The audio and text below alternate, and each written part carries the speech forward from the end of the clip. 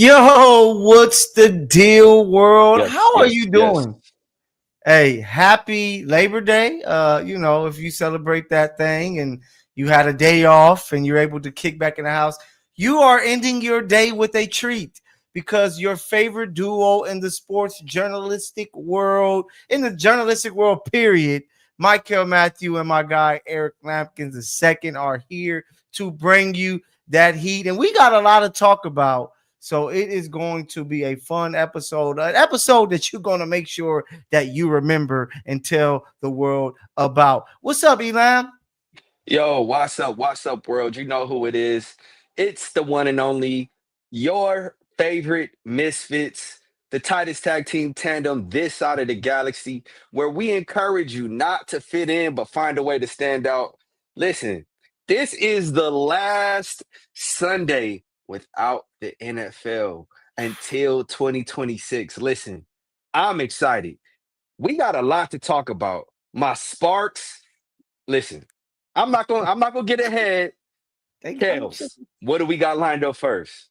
Hey, so of course we got to talk about week one of the college football season has went down. Some good, some bad. We're gonna discuss it here. My guy Elam said it. The NFL. It's the last Monday. My guy, he is so happy for getting this Monday. But the last Monday with no NFL football, so we got to preview and get you ready for week one. There, the Los Angeles Sparks doing their thing, and what's going on in what some are calling Rat Atlanta with everything going down with Young Thug, Gunna, and so much more. It's going to be a great show. So I'm happy you guys who are here joining us.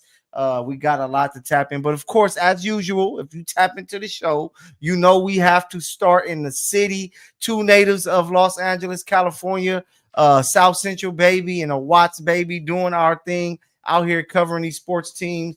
We're going to start with college football because we were in the building at the Coliseum as we saw the Trojans put up 73 points against the Missouri State Tigers. Bears, Bears, Bears. my fault, Bears. But Tigers, Lions, Bears, didn't matter what they were. It wasn't enough to deal with USC. It was very impressive, Elan. What was your thoughts on what we saw inside of the building there? You know what? First and foremost, man, I gotta deride and lambaste and critique the USC Trojan fans. It's the first game of the season. Why are you not there? It's not like this team is going winless the entire year. I understand LA only comes out four winners. It's the first game of the season. You're supposed to be there. But if you weren't, this team's speed is remarkable. They are Yes. quick. They are athletic. I know last year it kind of felt like they put so much emphasis on bulking up for the Big Ten that they really didn't have a ton of, dynamic big plays. On Saturday, there were big plays all over. Bishop Fitzgerald took a pick to the house, almost Mhm. picked off a screen. Uh, Jaden Mayava, he was out there balling.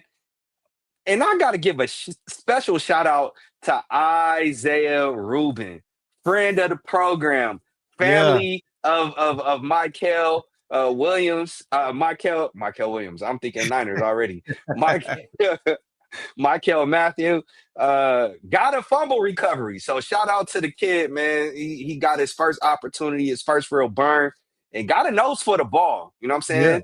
Uh, there were just big plays all over. What I wrote about for the Culver City Observer was the offensive line. I thought they Mhm. showed tremendous versatility.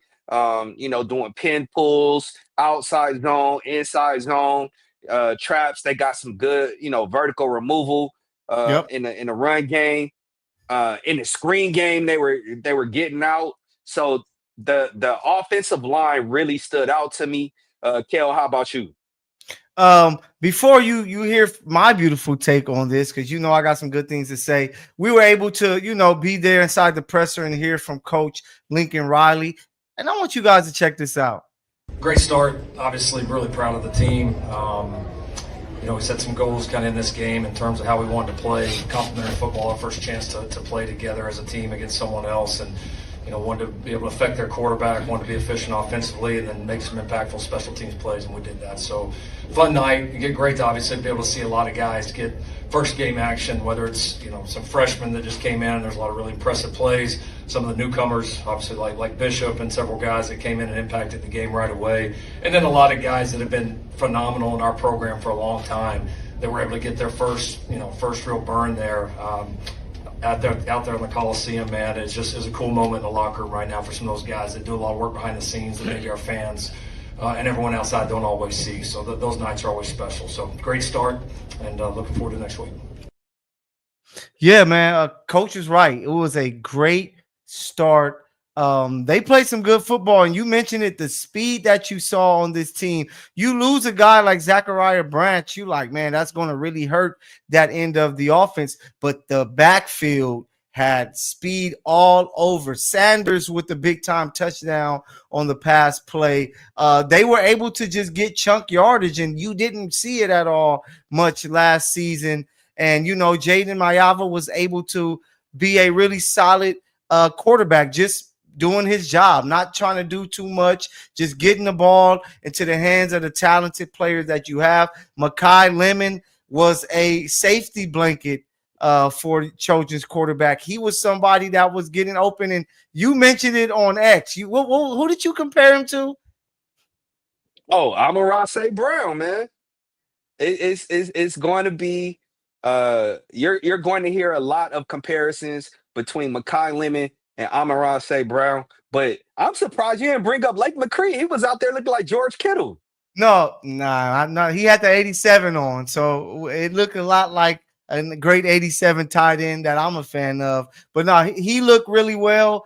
It was just the chunk plays that you didn't see, and I know it's Missouri State, but you just want to see something like that. It's hard to just go up and put 73 points up against any team in college, and to do so, also you need plays from the defense. And like you said, shout out to Cuzzo. Safety Isaiah Rubin was able to get in there, get a fumble recovery there, making a play for the defense. But you had Bishop, the new safety to the squad, that was able to get a pick six there after nearly getting one earlier on a screenplay. Like, it was just an all-around great game from the defense, from the offense. When you can score on a touchdown on pretty much every possession except two where you kick the field goal and then they were able to get a strip sack, things are going right. So I know it's game number one. I know it's Missouri State, but it was very impressive there. But I'm like you, Elam. Come on, y'all got to show up, you Trojan fans. It was not enough. When it's going to be a win, that means you show up and party and have you a good time. But it wasn't enough people there, but my folks was there to show some love. So it was just a family affair. Yeah, it was a family affair and good time for my people. So, I had to love the performance, man. Yeah, man. I called on the Misfit pregame show. I wanted to see USC get 200 rushing yards, and I want to say they got 233. So they met their goal. For me, it was important for Lincoln Riley to establish the run. That has been my major critique of him as a head coach. I felt like, he's a great passing game coordinator. He can throw the ball all over the field. But when it comes time to winning these closely contested games, you got to be able to lean on a run game. You have to show a willingness, a penchant for running. And Lincoln Riley did that on Saturday. 233 rushing yards. Listen, I was excited. I was satisfied. I need to see a little more from the D line. You know what I'm saying? Particularly the D tackles. I didn't feel like the linebackers were really flowing. There were some missed tackles, but those are things that they can clean up. You know what I'm saying? Yesterday, I know they had practice. Today, they had the day off. So we'll see as they get back to it, how they are able to respond. Yeah, and it was, a great performance for the Trojans. But if we take you to Pasadena, where we were looking for some things to go down and maybe in your Bruins' favor, it just didn't go that way as they were trounced 43-10 against the Utah Utes. It was a dud of a performance for those Bruin fans who had any hope that maybe just maybe they can surprise some people. They didn't surprise anybody. It got ugly, and it got Wait, ugly fast. So it was tough to see. But it was Nico's first game, and that's what everybody was talking about. What was your thoughts on what we saw from Nico? Because yes, it was tough. Because you're going against a solid Utah team that may just be the favorites to win the Big 12 by how well they looked. But it was just a lot of poor play by the Bruins. We expected it, but for those hopeful of something greater, they weren't able to see it. Let's talk about it, E. you know what? When you get 50% from your quarterback, one touchdown, one interception, 136 yards, yeah, that's you doomed, man. It's a recipe for failure. But I can't even blame Nico. He don't even have Okay. an offensive line. The offensive Man. can't block. They couldn't block kids, with a stop sign from the crosswalk. Like it was terrible. There's no running game. There are no real receivers. There are no threats on this offensive side of the ball. At Uh, all. this is listen. I went to UCLA. I am a proud alum of the institution. UCLA football sucks. They suck. They are pool cheese. UCLA and pool cheese are synonymous. Great academic institution, but when it comes to athletics, you get what you pay for. And these Bruins are terrible. Oh my gosh, they stink. Yeah, and it's just crazy because I was looking at the game and I'm like, oh, maybe if Nico had the weapons that they had last year, they had a little better weapons. Now these weapons, you could put me at running back, you at tight end, producer Ben can get out there and play flanker, and we'd probably be more productive than what we saw there on Saturday night. The only positive you could say is that the jerseys looked beautiful when in the beautiful Rose Bowl Stadium. But other than that, it was terrible play, and it got you thinking like, hey, last year what did they win? 6 games, 7 games? It's like if this is what you're coming with after all this hype and time you had during the offseason, it looks like Nico is no better than Ethan Gabbers or no better than when Dante Moore was there. It's going to be a long season. So, Bruin fans, buckle up. It's going to be There, a there, tough ride. there were two bright spots. There were two bright spots. Okay. Positive John vibe. Vines and Isaiah Chisholm. Isaiah had 17 tackles. John had 15. Two linebackers that flying all over the field. They're tackling everything because they have to tackle everything. If not, then the ball's going 40 yards down the field. But those are the two bright spots on the Bruins team. Isaiah and John balling out. Yep. I think what was the linebacker's name last year? He went pretty high, but Yeah. I think the linebackers UCLA has turned into a linebacking school. So if you are a linebacking prospect and you want to get some actual time, get some development, UCLA may be the school for you. Yeah. So hopefully Not they gonna can win a get lot. Yeah, you're not going to win a lot, but hopefully they can get some running game going, get some things together. They're going to be traveling to Las Vegas, playing in the Allegiant Stadium against UNLV. So that's going to be another good test, but should be an easier test that maybe they can just pass. But all eyes are going to be on Nico. But I think it starts with the running game. You got Deshaun Foster there, who's a solid back there at UCLA, a solid back in the pros, especially with the Panthers. You want to see some running. Like Nico shouldn't lead you in rushing with 47 yards. Let's see if they can get something together with that O-line to where Nico can have more play action fake opportunities to make things easier for him. But if they can't run the ball, man, it's going to be real tough for Nico the rest of this season. But we're going to get to more college football a little later. It was a big week 1. But it's just crazy that UCLA started that way. I was hoping, fingers crossed, for a surprise victory and something starting off with a boom with them. But once again, disappointed by UCLA football. But let's keep it gridiron talk, baby. The NFL will start Thursday night with the Cowboys visiting the defending champion. I hate to say it, but the defending champion Philadelphia Fly Eagles. Eagles So fly. It's going to be, I guess so, but it's going to be, a great game there, but just a great way to kick it off. But we got to start in LA, baby. We got to talk LA, and it start off Friday night in Brazil. I ain't never been. I need to That's get it. out there. But Brazil is going to be out there. Chargers, Chiefs. Elam, what's your thoughts on the game? Bom dia, Brasil. Hey, it's your guy Elam, all the way here from LA. Watts to be specific. What do I think? I think friend of the program, Dayon Henley, is gonna ball out, Mm, man. He's gonna have a 10 tackle game. I think he may break up a few passes. okay. Travis Kelsey, man, this is his swan song. So I'm excited to see the third, fourth best tight end in the game right now. Call it a career. Just got married to Taylor Swift, so all the Swifties would be out in full effect. But what do I anticipate? The road to irrelevance starts in Brazil for the Kansas City Chiefs.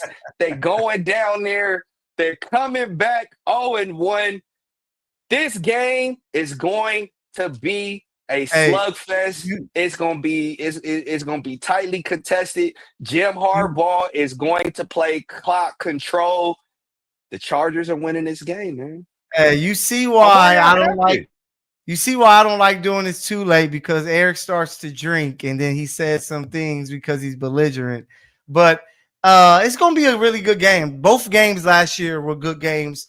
Low scoring games, defensive games that the Chiefs were able to take advantage of. I just think that the Chargers, once again, they didn't do enough at receiver to attack when they're going to be needing to pass. And then they didn't do enough at cornerback. And you got Xavier Worthy going into year two. Hollywood Brown is healthy. Kelsey is looking much faster than he did last year after losing weight. I think that Mahomes, just as much as that Super Bowl loss made them feel some type of way, you're going to see them come out here with anger and looking to shut people up. Mahomes is like, hey, I got people saying that I'm the third, fourth best quarterback, which is crazy. He's going to really look to prove that, hey, you guys are out of your minds. So I expect this to be one of those classic Patrick Mahomes games. I think the Chiefs win 31-20. Just not enough outside targets for Justin Herbert to throw to. And I think that Xavier Worthy, this run game with the Chiefs with a healthy Pacheco, Kareem Hunt, I think they're going to do enough. And don't be surprised if Kelsey has You one of you those do games. know you do know this is the league's number one scoring defense last year, right? Oh, of course, but they lost some So I pieces. don't I don't know I don't know where you're going to get 31 points. Those That's cornerbacks, crazy to me. those cornerbacks ain't the same. Joey Bosa isn't there, so they're depending on some other guy. They don't have Puna Ford. The defense has changed a little bit. So it's going to be some holes early. Early on, I think eventually they figure it out, but early on, it's going to be some ways to attack them. And then, Justin Herbert is willing to share the ball to the defense. So I think that, it's going to be a game that's going to be close, but Chiefs pull away late. But it's going to be a fun one there in Brazil. Hey, you remember that Starburst commercial, Berries and Cream? No, I don't remember Berries that and one. cream, berries and cream. I'm a little lad that loves berries and cream. Lad I like that. McConkey. Listen Okay. to me. This dude's finna go ballistic. He's getting ready to go ham, all pork. Listen to me. There's nobody on the Kansas City roster, Don't Trent lie. included, Trent Nah. No, included, that's able to take away his option route. Listen to me. Chiefs This are going to be all dude right. is about to be a problem. All right. I'm trying to It's tell you. it's it's Lad year McConkey. two. People got tape. You lose Mike Williams. They're hoping that Keenan Allen, the shell of The himself, gold stuff. Mm-hmm. yeah, the ghost of Keenan Allen can do something. I just don't think they have enough targets to make anything happen. They didn't do enough in that room, and I think this week one is going to kind of show. Like, man, if y'all would have just like, I think Amarion Hampton is going to do some good things. Najee looks like it's going to be healthy to play after his fireworks injury to the eye. So you're going to see some nice things, but you're going to be like, if they just had maybe another guy that can stretch the defense to open it up more for Lad even more and for the other guys, it will happen. But it's going to be a really good game. I can't wait to watch it Friday night, Peacock, NBC, wherever you check it out. But hey, the Rams, they're going to hold the first home game here at the SoFi Stadium in a tough matchup versus CJ Stroud and the Houston Texans. I can't wait to see that one. That one is going to be a slobber knocker. Elam, what are your thoughts on the Rams Texans week 1? Listen, I've been saying it for weeks on end. As long as Matthew Stafford is healthy, I like the Rams coming out of the NFC, barring no team. Eagles, Niners, Lions, Packers, whomever you want to consider. The Rams are the team to beat, and I'm gonna tell you why. Okay. You don't have enough players you don't have enough defenders to defend Puka Nakua, And Devontae. Devontae Adams, That's nuts. Kyron Williams. Yeah. Then they went in the second round, drafted Terrence Ferguson to couple with Tyler Higbee. And my guy, I saw him yesterday at the Sparks game, Xavier Smith. Listen to me. I know the Rams lost DeMarcus Robinson. This guy right here is going to take the top off of every defense. There isn't enough talent on any defense that's able to keep up with this Rams offense. And when you have Sean McVay calling plays, listen to me, it's different. It's different. And I didn't even mention the Rams defense. I told you, those dudes got a lot of reps last year. A lot of them. Jared Verse, Braden Fisk, listen to me. This dude is getting ready to become a household name. He is going to turn a lot of heads. Then you have Kobe Turner. You have Byron Young. The linebacking core, which was a pain point last year, it got vastly improved with Nate Landman and Omar Spates. Then you couple that with the back end. Listen to me. This Rams defense is going to be elite. So if you are a fantasy player and the Rams defense is still available, I'm telling you right now, go snag them, because after week 1, week 2, they're not going to be available. Elam, I hate to sound like this because, I love my city to death. I already got one team starting 0-1. This is going to be a tricky game because this Texas team, they're going to see how healthy Matthew Stafford back is, because when you have Will Anderson, Danielle Hunter, Mario Edwards, Sheldon Rankins, like these guys are going to get after you.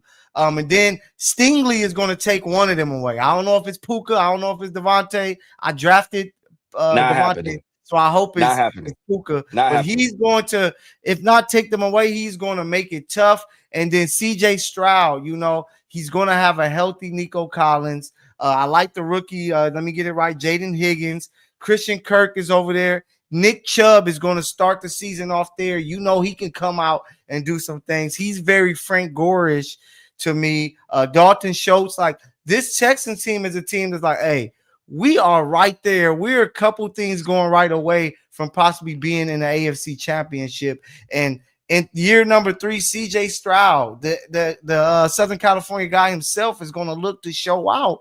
So, man, I think the Rams are going to pull us out, but I wouldn't be surprised if the Texans leave Los Angeles with their first dub of the season.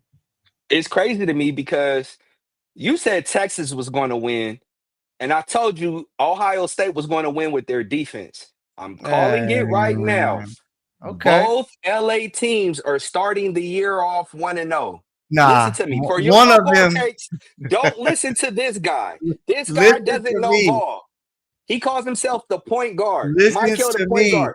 The last time I checked, there are no point guards in the game of football. Patrick for your Mahomes. Football takes, for your football advice, this is the guy right here. Here. Let me tell you, I will be starting 2-0 with the LA picks. My guy Elam will be 0-2. Remember that. So let us know. Remember, you can hit us up in the chat. What do you guys think? Chiefs, Chargers, Rams, Texans, two great matchups to open up for the LA teams. We're going to talk some more NFL very, very soon. So stick with us. Thank you guys for being here with us tonight on this Labor Day weekend finale here with the Misfits. We're going to keep it LA, man. Your guy LeBron James, Elam. I don't know what you think about it. He's Yo, back in guy. the news with a new Nike ad, the Forever King. Something that you got to deal with. I knew once I saw that, I said there's certain people I know that's going to have takes about this. Jason Whitlock was one of them, and he had his part. I knew Nick Wright was going to say something, but then I also knew my guy Eric Lambkins the second will have something to say about this. So Elam, I know you've seen the ad, the crown sitting on King James's head. What's your thoughts on this? Are people making a big deal of it? Like, do you like it or do you hate it, man? Which one is it? You know what? I have to put everything in its proper context. He came into the league, dubbed the chosen one. He was being compared to Michael Jordan. You know, the expectations were astronomical when he came into the league. Mm-hmm. Did he surpass Mike? No. But did he surpass and live up to the expectations that were thrust upon him? Most definitely. So does he have a crown? Yeah, he has a crown. It's a little tarnished, it's a little rusty, but he's a king nonetheless. He is the NBA's all-time point leader. He is the NBA's all-time brick shot maker. He is the NBA's all-time turnover king. So he does wear several crowns. But does he have does he sit on the throne? Is he on the pinnacle? No, that's still Michael Jeffrey Jordan. Nonetheless, he is the king. He's like he's like the king of River Run. If you're a Game of Thrones fan, he's like the king of LeBron, River hey, Run. LeBron is the king of one place and one place only, and that's What, the Cleveland. couch? Oh, What okay. the Cleveland Cavaliers. He's not the king of LA, of course. That's Bean. He's not the king of Miami, who he played for. That's Dwayne Wade. It's just Cleveland, and I understand the commercial. It's getting to the end of his run. He wants to try to get as much pub and stuff out there as possible. But just looking at the words of this commercial, Elam, I'm just kind of like, what are you talking about, LeBron James and Nike? Every rival was defeated. He didn't defeat Kobe Bryant. He never made it to the finals Yeah, to he face never made it to the him finals. when Nike was making commercials with puppets eating cookies and doing all the powder and all of that. He couldn't get there to face a Kobe Bryant. He couldn't really see D Wade in the playoffs because guess what? He ended up joining D Wade and putting him on his team. So And I'm what's not his really sure where that if that it, that little guy that plays in the Bay? What's yeah. his record against Yeah, him? in the finals, he's what? 1-3 2-1. What is he? Two and or one. He two and beat one? him Yeah, 2-1. three times. Three times. He beat him once, twice with KD, and once by himself. So that doesn't make sense. Every idol was destroyed. I don't know which idols he's talking about because which ones did he destroy? He played a old Tim Duncan, and he still lost to Tim Duncan. And he took the crown and he kept it. I guess you could say he took the crown from Kobe when Kobe was the best guy, and he got older, and then it became LeBron's league, and he kind of held it. But if he's talking about MJ and taking that crown, it did not happen. But maybe he's talking about the scoring crown. He did take that from Kareem, so kudos. The Forever King. LeBron James is a guy that loves to talk himself up. He's done it since the beginning of his career when he was the chosen one, and no one called him that. He put it on his back. So he's just a guy that likes to talk himself up, and we've seen him on shows. One tell us that you need a team to win, and then before that, he said that's when I became the greatest when he came back from 3-1. So he's a guy that's going to talk. He loves to be in the spotlight. So me seeing this commercial, even though a lot of it didn't make sense to me, I understood what was going on because it has been LeBron James's forte since the first day he stepped into the league. So the LeBron lovers are gonna love it, and the LeBron And the haters are gonna haters, are, hate it. yeah, And that's they're what gonna hate it. he knows people are gonna talk about it, so that's why he does it. And it's crazy that he dropped it today because what did we say? This is the last Sunday without the NFL. So it puts him in the Yeah, news cycle, you know what I'm saying, before the NFL right. kicks off. I Because ain't even once think that about that. happens, nobody's going to be talking about the NBA. And on Yeah. Christmas Day, the NBA is going to get overshadowed because the NFL's taking that over. So Not just the it's crazy to NFL. me. Patrick Mahomes is taking over Christmas days. No one So cares good about luck Patrick in Mahomes. No one good cares luck about Kermit the NBA. Frog. But I got to shout out my guy, producer Ben. He always likes to poke at us. We're the Bears. He likes to poke at us. And he just said one of the most asinine things I've ever seen Yeah. anybody ever say. He's talking about King of LA is Tim Duncan after what he did to Kobe in the playoff solo.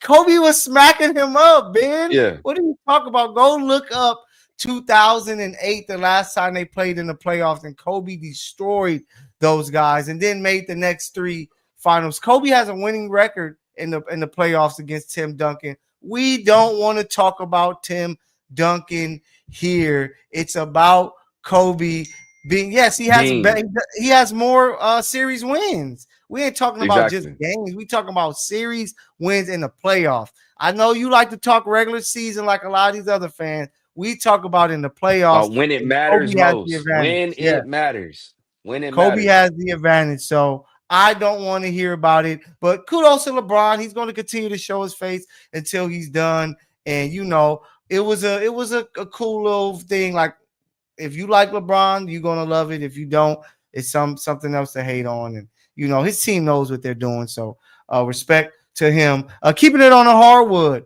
We gotta talk about it because I watched this game today from the jump. The Los Angeles Sparks. Gotta love it. Things seemed bleak last time I was in the building and they lost to the Fever. I'm like, oh my gosh, they probably won't make the playoffs. This is the funeral. But then they pick up a nice win on Sunday, taking care of business against Sonia Citron, Kiki Efren, and the Washington Mystics. And it was like, hey, this is going to be, because I counted it as a loss. I'm like, Seattle's not going to lose to them again. They're going to beat them. And it looked like it most of the way. They were down 17 at one point, but they fought back, not allowing the Storm to score in the last like 3:40 of the game. And I said it watching, I said they need a 10-0 run if they're going to win this game. They had an 11-0 run to win the game tonight. 91-85 victory, which is huge because now they have the tiebreaker over the Fever and the Storm. So if they have the same record as either of those teams to finish the season, they will be in the playoffs. And then this puts the Storm at 20 losses, which the Sparks have. And the Storm has played more games. They're 22-20. The Sparks are 19-20. Hell of a win. Hell of a performance by De'Erica Hamby. 23 points by Beauty and the Beast for Kia Jackson. Yes, emergency contact working, Beauty and the Beast. And they got some bench points, Elam. 20 of them. Sugar Ray. Sugar Ray, baby. She came on out, gave you 11. Cam Brink gave you 9, 5 rebounds. Listen, I keep saying, I was saying on LA Sparks Weekly the other day that I thought the Sparks would sneak in as the 8th seed. Now, granted, that loss to Indiana, it really hurt. And everybody was upset. Like, we were upset. The players were upset. Coach was upset. But I don't think any of us really lost hope. De'Erica said over the last 7, if they went 5-2, they could sneak in. And listen to me. You got back-to-backs. Not back-to-back. You have 2 games in Atlanta, Wednesday and Friday. Then you come back home. Paige, you got to close this out. Paige Beckers. Last game, she gave you 44. Listen, she going to try to steal one.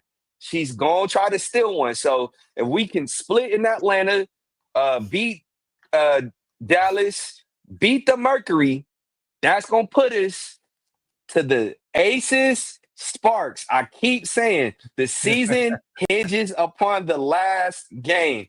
If we win 3 more games. That's all we got to do is win 3 more. We got to either win one in Atlanta, beat Mhm. Dallas, beat either the Mercury or the Aces. We'll be in the playoffs. And I think that Aces one may favor them because the Aces may be already secured as the second seed, and the playoffs is 4 days after that. I can't see them throwing out Asia But Wilson Becky, and Becky, those vets. Becky petty, man. Becky No, is I know petty. she is. I know she is when that makes you nervous, but I just don't think if she were to play Asia Wilson and she were to get hurt and now she's gone for the season, it's going to be like, what the hell are you doing? And that's why I think she might play Asia the first half and then second half, like, all right, let's let everybody rest up so we can get ready for whoever we match up because there's a possibility that they might match up with the Sparks if somehow, right now the Valkyrie, I believe, sitting 6. If Seattle or the Fever fall out, or say it's a 3-way tie, the Sparks will be the 7th seed. So, they might say we don't want to show too much, but this was a great starting point. It looked scary early because Nneka Ogwumike, the Sparks legend herself, the next jersey to be retired by the team, she came out and made 5 early threes, and it was like it's about to be a long day. But then she cooled off, only made 2 more buckets after that, finished with 21. But they did a good job on Brittany Sykes, who killed them the last game. But shout out to Ray and Cam, man, coming off the bench. The Sparks have the league. They have the least amount of points scored, 14 a game from their bench. To get Right. 22 from the bench was huge. 14-7 from KP. I don't know what's going on with Azare. She has really struggled as of late. I know she had a solid game recently versus Indiana, but she only had 3 points. So you needed that bench play. They just need all hands on deck. Everybody ready to go. Emergency contact comes through De'Erica Hamby, 27-11. She was just always in the place to make things happen. So I was excited so much just to see them fight back and just crawl and scratch and do whatever they needed to do to pick up this win. It was well deserved. But now you move on to Atlanta and you have to split. And that's what I was thinking. Huh? Hey, Yeah. when the Sparks make the playoffs, you know what I'm gonna do, right? What you gonna do? You know what they was throwing on the court? What you about I'm to gonna do? make some not confetti. I'm gonna throw purple and gold dilfetti all over the press area. Watch, listen to me. I I'm love gonna it. be I'm gonna be ridiculous because I didn't see this coming. I'll be the first one to tell you how they started the season off. I was just like, yo, dog, they're not making the playoffs. And then Yeah. something clicked.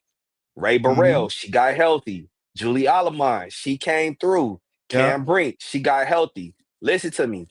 I'm telling you right now, expect some purple and gold confetti being thrown your way once they solidify their spot in the playoffs. I think it's going to happen. I believe it in my heart. I believe it in my soul. I have the utmost confidence in them.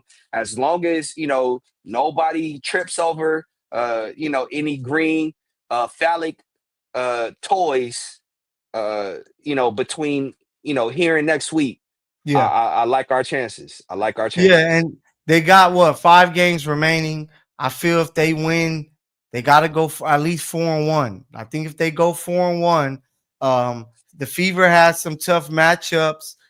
Seattle has some tough matchups. The 2 teams that they have tiebreakers over. I'm pulling up their schedule right now, just so we can kind of see what's going on ahead of them. So for the You Fever, got two. You got two in Atlanta. Are you talking about Sparks?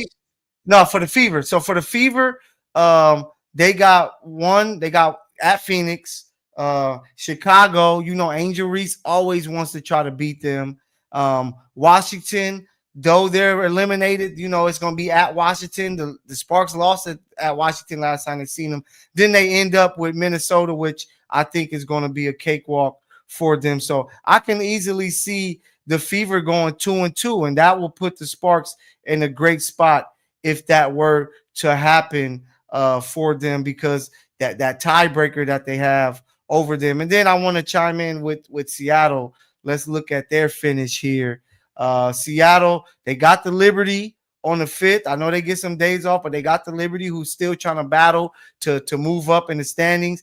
Then they have the Valkyries. So they only have 2 more games to do anything. And the Valkyries trying to secure a spot. So if the Seattle finished the season with 2 L's and they're at 22-22 for the Sparks, is finish the season at 500, win 3 of these next 5 games, and you can make the playoffs if things fall apart for Seattle, which it already looks like, but you just need New York to come through and the Valkyrie to come through on the road. But it's an opportunity, man. So we're going to see what happens. You believe, I believe. It's on these ladies to do. Don't worry about anybody else. If you end up going 5-0, handle your food. Handle your food. Watch your luggage. You ain't got to worry about anything else. As long as the Sparks do what they're supposed to do, they're going to get to the playoffs. Okay. I keep saying their destiny is in their own hands. I'm not scoreboard watching. I don't think they're scoreboard watching. Like I said, De'Erica Hamby, she came to the presser and said, hey, as long as we can win 5 games over these last 7, we'll be good. That's 2 down. Yep. All they got to do is knock down 3 more. We in there. Yep. So there's no reason on playoff time. I think 22-22 may be enough, but 23 and 21 is like a for sure. And right now they're 19 and 20. So if they go 4-1, I think they're good. So it's going to start this week. You split with Atlanta. That'll be a good start. It'll be like, okay, we're 20-21. We got 2 more home games, and then we got a road game against Dallas. They're at home. They're at home against Dallas. They're on the road in Phoenix. So if they can take care of home, especially if the Aces give them a break by not playing their go-to team, that they're in a great spot, man. So let's see what's going to happen there. Remember, you can always tap in with my guy Elam and myself with all of the LA sports in a lot of different locations. Sports Tribune, Culver City News, Culver City Observer, Infinity TV to check out the LA Sparks Weekly Show. We do a lot to tap in with the LA because it's home and we're LA journalists and we want to keep LA sport. But now we're going to move on. No, hey, oh baby, I like you. Oh.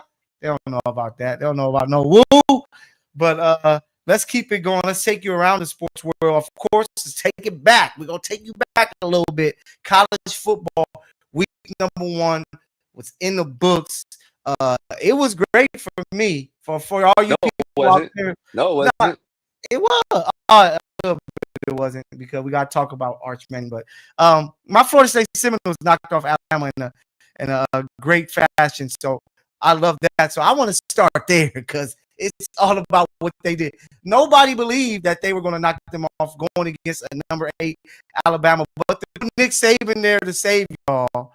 We going to take care of business. And they took care of business from the jump. It's so crazy because 2 years ago, with Jared Verse and Braden Fitz, they made a run. They should have been in the playoffs, but an injury to the quarterback kept them out of it. Then the following year, let's see what they can do, and they stunk it up. This year, they start off with a bang in an open ACC. So let's see what's going to happen there. But it was just a great way to start the season for Florida State, smacking up on Alabama. So now you get some momentum. You got some confidence going. Let's see if they can keep it going because they got a great staff. They got some. Why are we sitting here thinking that Alabama is the same Alabama that we saw under Nick Saban? Caleb, what has Caleb DeBoer actually done? What has he won? They still Alabama, so some people still believe in it. What does that mean? What does that mean? It's the brand. The same way we see the Lakers, and you may not believe, you still like, hey, it's the Lakers. Let's put them all on TV. People want to see it.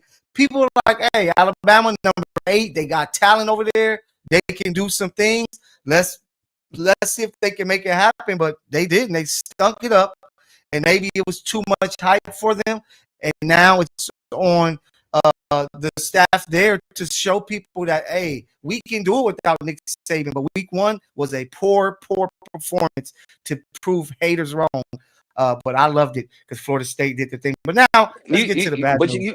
I gotta give a special shout out to that XD boy who used to sell that girl. Now they know his name all across the world. I'm yelling, Earl. Listen, that kid, Earl, what's his last name? Earl Little. Yeah. Earl Little Jr.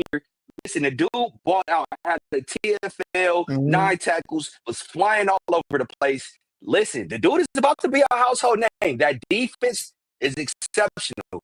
Now, I don't think they're as dynamic as they were when they had Braden Fisk and JV. Of course. But nonetheless, I think they are sound in college football playoffs. I've already said who I thought the team to beat. No, Florida State is going to the college football playoffs. Oh wow, I love it. Yeah, I love that. I don't think. Okay. I don't think they're going to do anything exceptional, but they'll make it. Hey, but let's talk about the game everybody was talking about over the weekend. With hey, producer Ben, we had I went into this with high hopes for Mr. Arch Manning, and he just stunk it up, man. He didn't do a good job. He didn't play well, and it led to a 14-7 defeat by the Ohio State Buckeyes. Very underwhelming. He got fired late, but it was just, I don't know what this the side on throws were about, missing these easy passes. It seemed like that moment was really big for him, and he just wasn't ready. And some of it can be expected. You're going at Ohio State, one of the better teams in the country, for your first champion. Yeah, for defending national champion, your first road game of your career. I think people, including myself, kind of gassed him up a little more than they should have. But it's just game one. Like, I don't see though. Why do y'all gas him up? Is it because y'all saw some highlights on Instagram? No, he was the number one recruit coming out his year. So it's like, okay, did you actually watch him play? I saw him play in some of the games that they televised where it was like, okay, you only play against. Okay, and he was the fastest player playing against a whole bunch of really light-skinned people. He wasn't playing people who looked as dark as me, where he was like the best player on the field. Listen, I think he's eating a lot off of his name. I'm keeping the same energy that I have for the Ball brothers, that I have for Shador, for Shador, right, for the Jameses. Listen to me. Don't let the last name fool you. You gotta stop buying into the hype just because they're trending on TikTok, Instagram, and Twitter. There is nothing about Arch Manning that I think is exceptional. Nothing. It has to be something, because a lot of people come in to the mock drafts with him number one overall. You know how special people got to believe for you to be mocked as the number one pick of a draft. You know what I'm saying? So big for him, and I see a lot of people. What's up? Who was the last number one quarterback who went overall that like really did something in the league? Please name him. Joe Burrow. He's won a title. No, he hasn't won a title, but he's a perennial top 5 quarterback since his rookie year. He's one of those guys. So Joe Burrow. Yeah. And who else? I would have to look at a I can't. Exactly my point. Think about who pick quarterbacks. Just doesn't mean that they're raw, right? Because Cam Ward, he went number one overall, and I don't even think he was the best quarterback in the class. I think it was Shador. No, you're asleep. You are very asleep. That's crazy. But people were mentioning Shador. I'm like, yeah, well, Shador. I'm like, bro, Shador didn't play any game in college. I was versus the defending champs Ohio State. It was an experience that Shador never felt at Colorado. And yes, Arch Manning disappointed. That's Shador fault. It's just, because you should have been winning games with your team to where you can play in big time games. He didn't have no offensive line, dude. People should have believed that you were going to be the first, the best team in the country going into it. So, come on, man. You know, I'm politics. You know, it's business as usual. I'm not putting too much on Arch. He's going to have a great opportunity to bounce back these next 3 games versus San Jose State. I just want to hear you say it. I just want to hear you say it. Who was right? Who was right in the Texas-Ohio State game? I just need to hear you say it. Who was right? You were right by 7 points. Right. You can have it. All right. You can have that. All right. I was right. But just, again, people, for your football takes, this is the guy right here. Hey, Arch is going to bounce back because he got 3 straight games versus bums, which he's going to stat it up. And then he's going to have a chance to shut up the haters at Florida on October 4th. So, let's talk about him.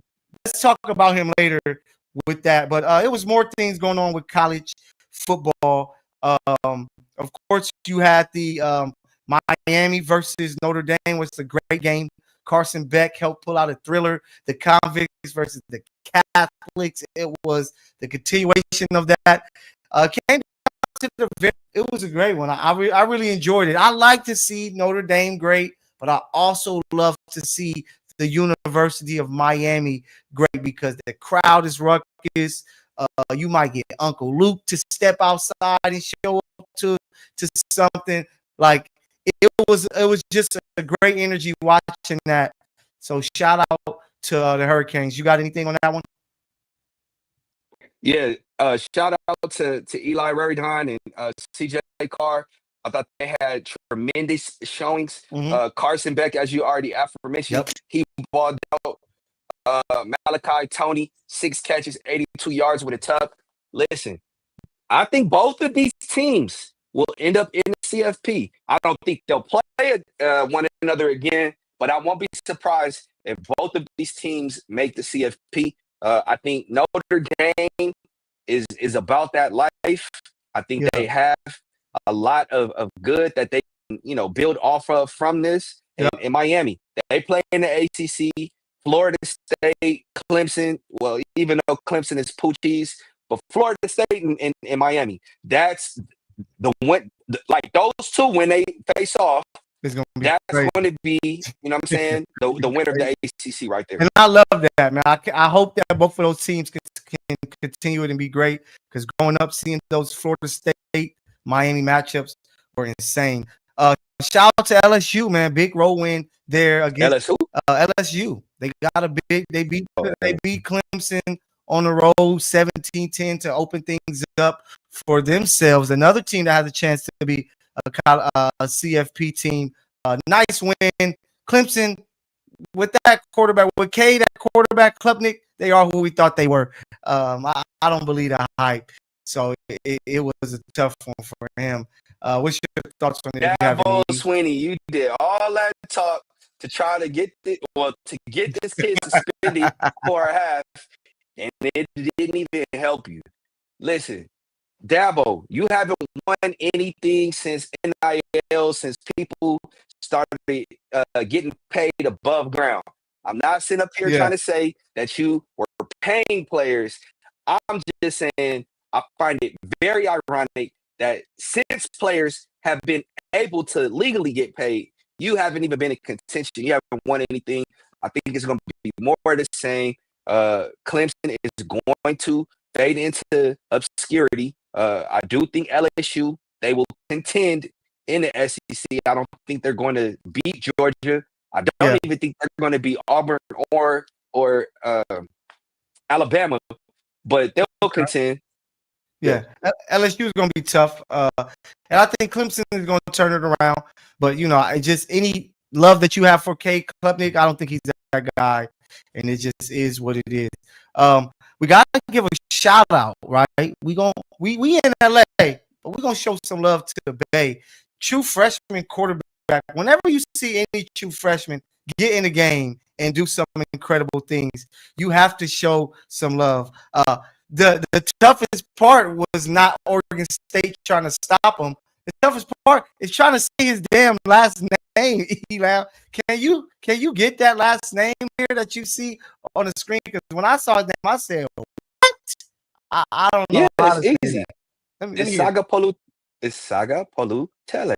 Oh, okay, I didn't know that you had a little tongue and Samoan blood in you, man. Yeah, man. Shout out to all the Who's Ooses, this man. out I there? rock with y'all. I Shout rock out with to y'all the the long way, G. man. But to see the freshman show up and play the way that he did, you can just talk about his performance because it's impressive. A former Pac-12 matchup that we would see yearly is now in a whole nother conference. But it was just a great showing for the freshman QB. Five You know star. what? Listen, now this is the type of quarterback that I am watching. I was literally having this conversation tonight about going to the next level.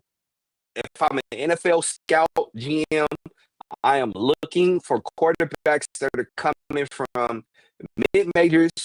Well, not necessarily mid majors, but D1 programs that necessarily aren't contending for a national championship, because far too often those quarterbacks are surrounded by a litany of talent on the offensive Yep. line. They're coupled with top end backfields, weapons out wide. But when you have a player that's coming from a Cal, Yeah. a true freshman, well, I can't say he was unheralded. He was a 5-star. Yeah, 5-star But quarterback.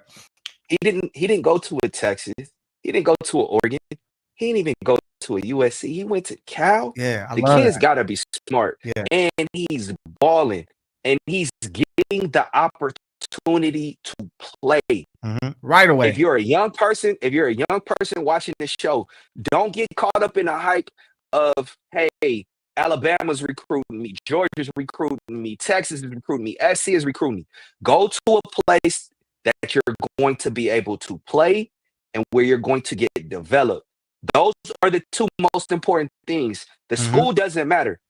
Scouts are going to go, whether it's D1, D2, If NAIA, you a baller, they're going to find you a baller, they're going going to find you. Yes. So go somewhere where you have the opportunity to play and showcase your talent. This kid right here is doing exactly that. So shout out to the big Oos, Saga Polu Tele. He's the next big thing in college. So hey, great look for the Bay. Now another team to follow this year. And it's crazy because right now Cal plays no one that is ranked until possibly the final week of the season, which is SMU, who's 16 right now. So if he can light it up, Cal can make some noise and make a run, which is crazy. But they have an opportunity. They got Texas Southern next. They got Minnesota at San Diego State or at Boston College, at home versus Duke, North Carolina, at Virginia Tech, who just fell to South Carolina. They play at home versus Virginia, at Louisville, Stanford, and at home versus SMU. Like, if he can play like this, where he's throwing nearly 300 yards, 3 TDs in a game to help his team win, like, it's going to give them a fighting chance to make some noise. So if you didn't have Cal Berkeley on your list of teams to watch this season, put them on there now because they got this 5-star quarterback who is making some noise. So you got some people balling out, but you got to have duds in week 1. And we saw that with Colorado starting it off with Coach Prime. It just looked ugly. And it was like, here we go again. Listen, you know what? What was that fairy tale where it was like, hey, you gotta be home before midnight before your coach turns back into a pumpkin? Cinderella. Listen, fairy dust has worn out. Yes. Deion Sanders is being exposed for the coach that he is not. How the heck do you have 2 timeouts in a game-winning drive and you don't utilize any of them? That is piss poor coaching. That is terrible decision-making. Now, if I would lambast Lincoln Riley for doing the same thing, Coach Prime, as much as I love you, I gotta give you that same word. That's Yep. terrible. You already don't have the talent that you had in previous years, in previous stops. You have to be the difference Mm-hmm. maker. And right now, what I saw out of Coach Prime, I don't know, man. Yeah, and I was one of those ones coming in from the jump saying that, bro, Prime is somebody that can recruit well and he can talk to his team. But when it comes to X's and O's, he is not that guy to get his best out of the team. And they did fight, but it just don't look like Colorado ever matters. So it's a great story, but it's a story that's not going to last. So for all you people who are like, hey, maybe he can come coach the Cowboys and take them to the Super Bowl, not going to happen. Prime time is out of time. And he's no longer in his prime. So it just don't work, and it won't work for Colorado. But he ain't the only one. One of the greatest coaches to ever coach football in NFL. He don't got Tom Brady coming through, Teddy Bruschi and Richard Sherman and all Willie these guys, McGinnis. Willie McGinnis and Wes Welker, Randy Moss. None of these guys are showing up on the field there for the Tar Heels, and it showed today. After it looking great from the jump, it was like, okay, you get this big play, you up 7-0, a 41 unanswered points for TCU, and the Tar Heels was smacked up in Chapel Hill. It's crazy because I used to call him Belly Goat. Now I gotta call him Belly Chicken, man, because this mess is looking scary. Man. Listen, the more I see Coach Bill Belichick continue to coach, the more I'm like, maybe he really was carried by his coordinators, his quarterback, and the fact that he was cheating. Since all that came to light, Bill Belichick ain't been looking right under the lights. You know what I'm saying? And it's crazy because it wasn't like Charlie Weiss. It wasn't like Charlie Weiss was doing anything outside of New England or Matt Patricia. The common theme in the Patriots winning was the fact that they cheated. Like time and time again. I'm not just talking Spygate. You got Deflategate. You got all these other gates. You got the ref gate. The ref, yeah. Well, Kansas City knows all about that right now. Get out of here. But when I say that, and this is not me, listen, Coach Bill Belichick knows more about football. He's forgotten more about football than I'll ever know, right? I can admit that. Yeah. I will also state for the Tom Brady has left. So, hey, you got that young girl. He out there. She probably Ohio State helping him pick up big time wins. It's gonna take some time. Like I ain't putting too much on this one. I didn't expect Bill Belichick to go in there and North Carolina surprise us all and win 10, 11 games. Man, Tom Brady is rolling over in his grave. I knew that wasn't going to happen. So I'm going to give him some grace. I believe that he's still one of the greatest football coaches to ever live. He's going to start defense first. So let him get some recruits in and players. Like, it matters how long he wants to stay there, but it's not going to be till about year 3 for him. So this season is going to just be about giving coach some grace. He's dealing with going from pros to dealing with amateurs, and that's so tough. To Joe's. Like, yeah, it's tough for guys to go from amateurs to pros and be successful. So to do it in reverse is that much harder. So I'm gonna give him some grace. Yes, it was a BTA performance tonight, but give Coach Belichick some time. He's gonna figure this thing out. If not, he's going to figure out how to cheat some grace, man. But it was a hell of a week 1. Some big-time games, of course, coming in week 2 as well. I can't wait to check out to throw some out there.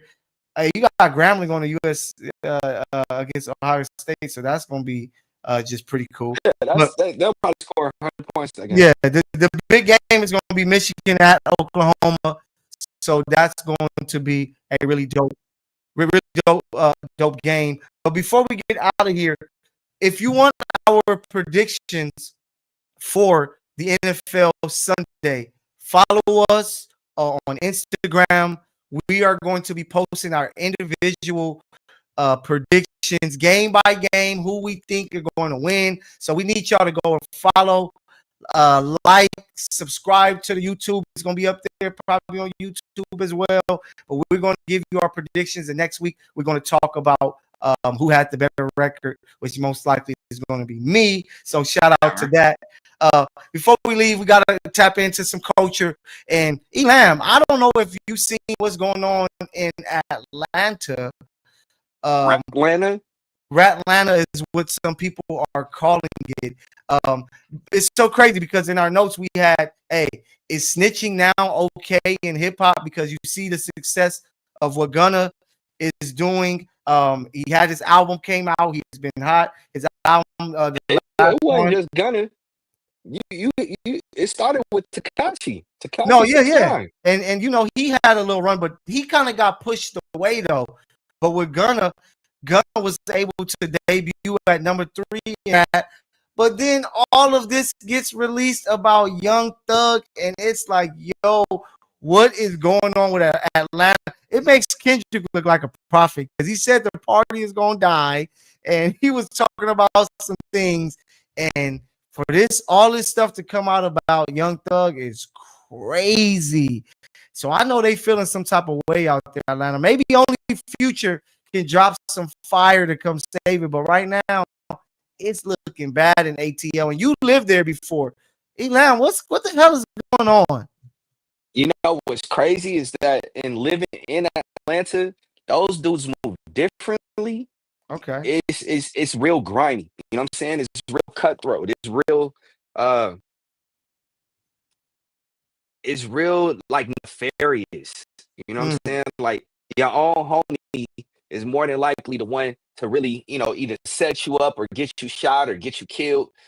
And I really like stay clear of a lot of people, kept to myself. Okay. And it was crazy because people found out, oh man, you from LA, or, you know, hey, can you plug me? I'm like, bro, I don't know nothing about it. You know what I'm saying? My name ain't Ben. And the reason why I would do that, the reason why I would say I don't know nothing about it is because I saw how a lot of dudes move, and I would catch people talking to police officers all the time. You know what I'm saying? And so I'm not shocked by Young Thug being exposed. I'm not shocked that, you know, Gunna snitched. None of that surprises me, man. Like, if you understand the culture of Atlanta and how people move, you know what I'm saying? Like Cleveland Avenue. Check, like, if you don't know, that's where I was at, on Cleveland Ave. At Roselle fan. Nah, man. I'm not surprised by none of this. So do you think that it's becoming tolerable? Because like, if we go back to the 90s, 2000s, if there was any news that a rapper came out and snitched, there was no way in hell they would have had a platform in hip hop. The streets would have called them out.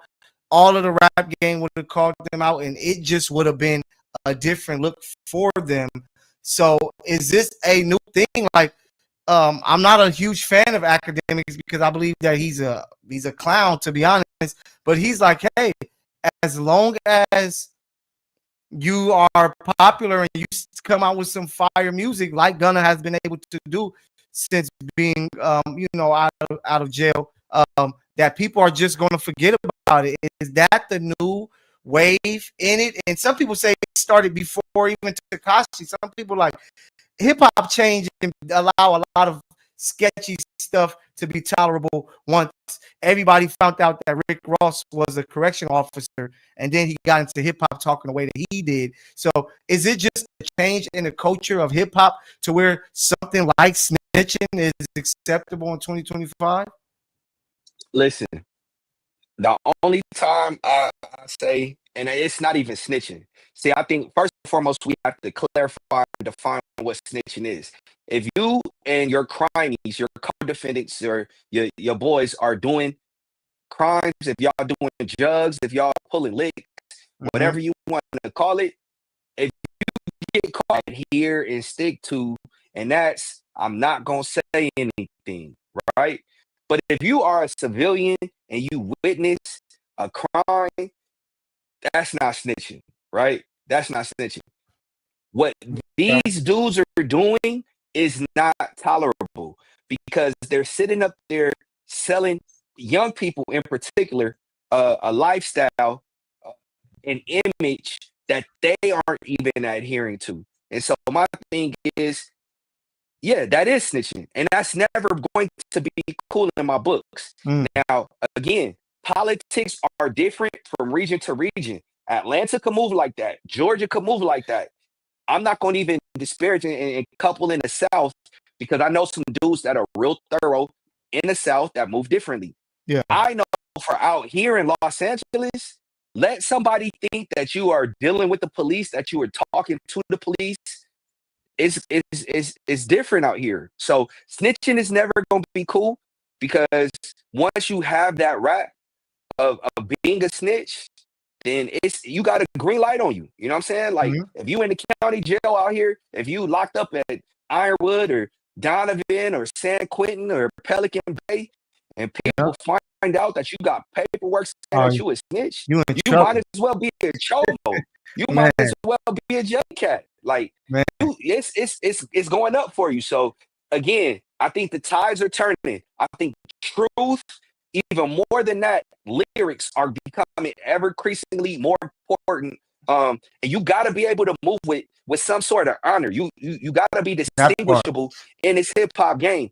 And Atlanta, they had their moment in the sun. All good things come to an end. I think it's really coming back out to the West Coast where all this gangsta-ish started, and we getting ready to show the world what it means to be a gangster.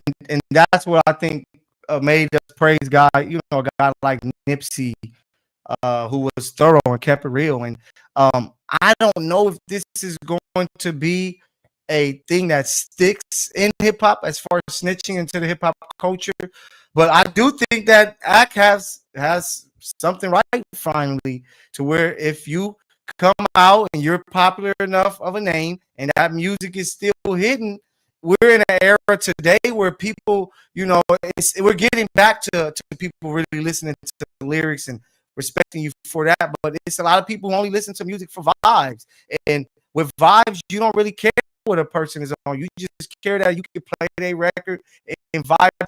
And that's why I think Young Thug is an idiot for continuing to tweet to try to speak up for, you know, all of this stuff that's being leaked, which I think Gunna and his team might have something behind. It's like, bro, just shut up and make great music.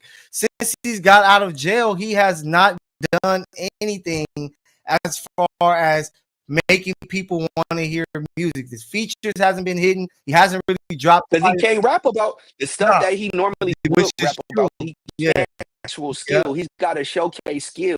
You know what I'm saying? Lyricism. He doesn't have that. You know what I'm saying? And I do. I'm not trying to take your time, hijack you, but it's not like the hip hop police hasn't been something. They've been around since Pac and Biggie, right? I don't know if you are familiar with Proswell from the Fugees. You know what I'm saying? The dude was an FBI informant. So it's not, you know what I'm saying? It's not like this is anything new. There have always been people cosplaying a la Drake of being MCs, of being lyricists.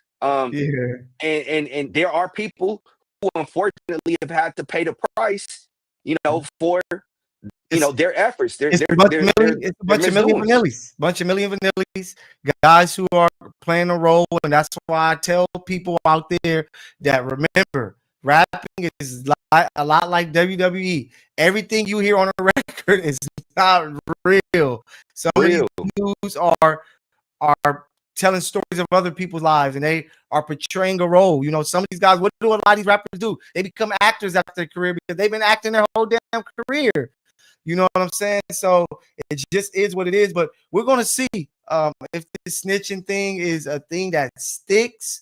but it is a topic that is being discussed all throughout of hip hop because of Young Thug, because of Gunna, and we're going to continue to hear about it. But one thing I do like about this situation happening is that what I've been saying for years, Atlanta has took away lyricism from hip hop. It became about vibes like Future, like Thug, like Gunna, like Baby. Now with them losing some of their powers, is getting back, like you said earlier, to the West Coast, to New York, where people are listening to lyrics again.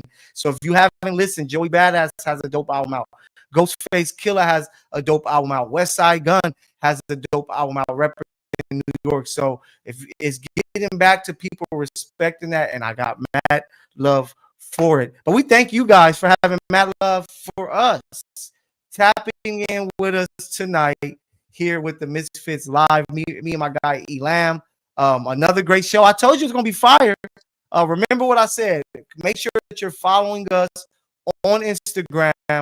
The Misfits Live. That's THAMISFITS. You see it on the screen because you're going to be able to see our NFL Week 1 predictions. You're going to see my video, my guy Elam, my guy Jude, and whomever else make their picks. And let's see who stacks up the most wins. So, we can come back here next week and talk a little smack. But before we get out of here, Elam, final words.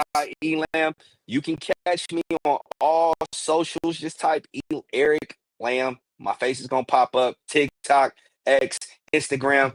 That's Mykell the PG. As seen on MLB Bros, FI360 News, Culver City Observer, the Sporting Tribune. Yeah. You can find my work at almost all those same places. Go on and tap in with this. Our pins are actually respectable. Mine specifically, I think, I'm a beast with the pin. But no, Mykell doesn't think to. I'm not saying it's not. I'm not saying it's not. That's why I rock with him. This is my guy in real life. But we are the Misfits, where we encourage you not to fit in, but find a way to stand out. Hey, I'm snitching. We're the best. Yeah. Hey. You don't know? Ask about it. Until next week, we out of here. Peace.